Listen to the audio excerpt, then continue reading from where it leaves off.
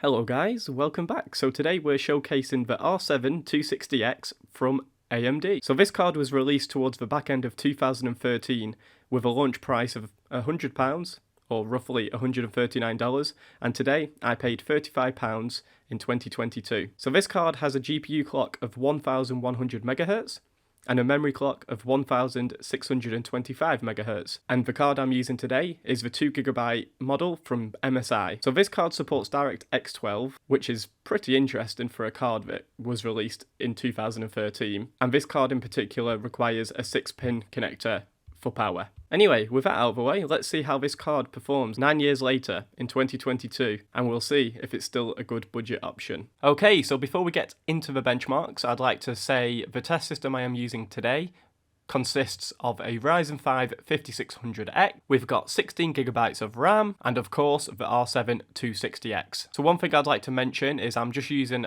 a Ryzen 5 5600X as I test a lot of cards, and this is the CPU I use for all of them. In order to get the same results as I did today, all you'll need is an Intel i5 4th generation CPU, so for example an i5 4460, an i5 4590, or of course the 4690K. Pretty much anything from the 4th generation of Intel i5s, you'll be absolutely great. Right, so with CSGO, we was playing at 1080p low settings, and we got ourselves an average FPS of 202, a 1% low of 156, and a 0.1% low of 122. So I was so shocked that this card managed to get these percentiles. Bear in mind, this was quite a low to medium end graphics card in 2013. By no means CSGO is a hard title to run, but 202 FPS is more than you'll ever need in this game. So very, very happy with these results. A great start for this little beast. That only cost me £35 in the current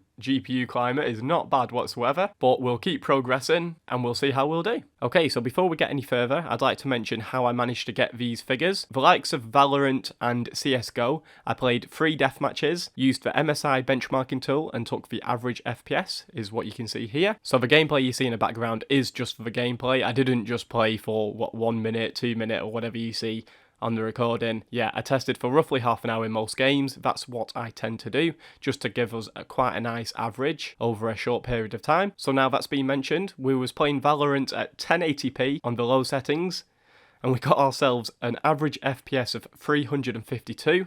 Wow. A 1% low of 249 and a 0.1% low of 198. So this game absolutely exceeded my expectations. It did so well, in fact, that I could have just turned these settings up to the highest. Personally, I don't really notice the visual difference because I like them high FPS numbers, but if you was to buy this card, definitely crank them settings up if that's something you like, and you will still have an absolutely great experience. So yeah, a big well done for the R7 260X in Valorant. Very, very happy. Okay, so moving on to another fan favourite, we've got Fortnite at 1080p. We're playing at pro settings, which is everything on low, just epic view distance, and we're using the performance API. So as you can see, this game looks great, it plays great, of course with them numbers there, with an average FPS of 150, a 1% low of 119, and a 0.1% low of 87. Very impressive. So this game easily hit 144 FPS, so if you do have a 144Hz monitor, then you will be playing this game silky smooth. If you only have a 75Hz monitor, you can definitely just turn these settings down if that's what you are into. Personally, games like Fortnite, Valorant, and CSGO, I'm quite happy with a higher FPS when it still looks good on the pro settings anyway. So yeah, if you're buying this card, Fortnite is going to be perfect card, to upgrade, especially from something like a 1030. The GT 1030 costs nearly double the price of this card, and it is nowhere near as good. So this would be a perfect card just to buy. It does require a 1.6 pin, no big deal whatsoever, as most power supplies do come with a 6 pin. Fortnite, absolutely great.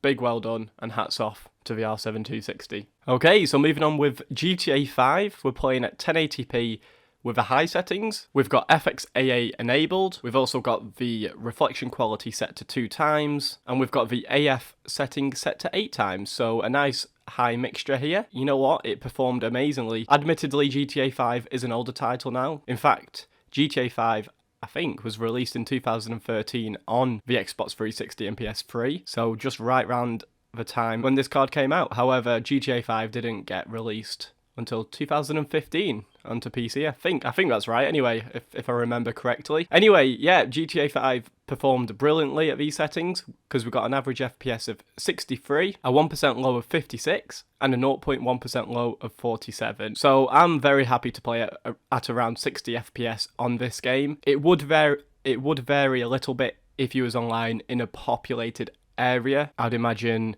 you would drop a bit under 60, but hopefully that won't be the case. And if it is, you can just turn the settings down a little bit to reach 60, or you could just play this game at low settings and get as much FPS as you want, because I know some people do like the higher FPS in this game. But besides that, this game performed very, very well, and once again, this card is killing it. So well done, R7 260X. Okay, so moving on to Fallout 4. We're playing this one at 1080p with a medium to high mix of settings, namely textures are on high, and so are the shadows. We're playing at the highest anti-aliasing mode, which is TAA in this game, and to be honest, it's a great balance of performance and visual fidelity. So we got ourselves an average FPS of 59, a 1% low of 52, and a 0.1% low of 44. So we're right under that 60 FPS. In-game, it felt perfect. I had no issues whatsoever, no stuttering, no lag, no frame time issues really to mention, and it was a great experience. Like I always mention, if you'd like to target a higher FPS and you've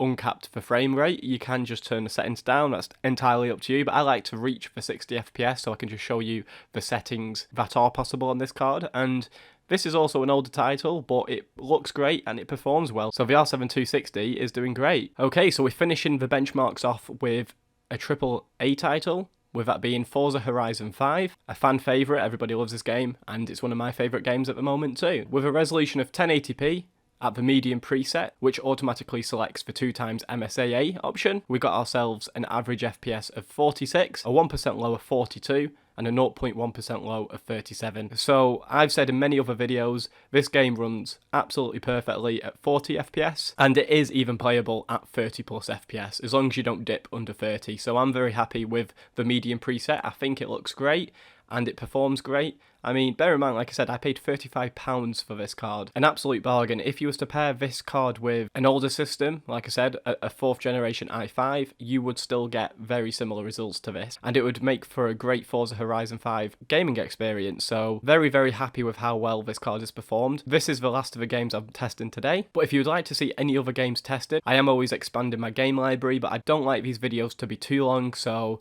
I tend to just use a few main popular titles just to set the benchmark. I did try playing Warzone and the 2019 Modern Warfare multiplayer, but it just wasn't having any of it. And when you start turning the settings down on that game, you know, you get to 900p, 720p, it just doesn't look great. So yes, this card wouldn't run games like Modern Warfare, but it does play these kind of titles very well. Esports, older AAA titles, I mean GTA was a AAA title at the time, so was Fallout 4, and Forza Horizon 5 is a current one. So, you know, for £35, this card performed great. And the only downfall I can say with this card is obviously with it being used, it could have been abused in the past. So if you are buying anything used, just make sure you check that it works perfectly, give it a clean, change the thermal paste if you can. That does make a big difference. I always do this to all of my used cards, and it does make a little bit of a difference, you know, in terms of temperature. I primarily do this just to try and extend the life of my used items. So overall, this card is absolutely great. It really did surprise me. I know I do these voiceovers after I've got all the gameplay. Whilst I was testing these games, I was very surprised over and over and over again. So I do highly recommend this card. I'm not going to mumble on for too long because £35 is an absolute bargain for anything in this current market. You're lucky if you can get a GT 710, which doesn't even run any game pretty much. So yeah, highly recommend this card. I'm not going to carry on rambling. If you have any questions, feel free to put them in the comment section. I do always try my best to reply, which is 100% of the time. And yeah, that's going to be me signing off. So thank you very much for watching. I hope you enjoyed, and I'll see you next time. Goodbye.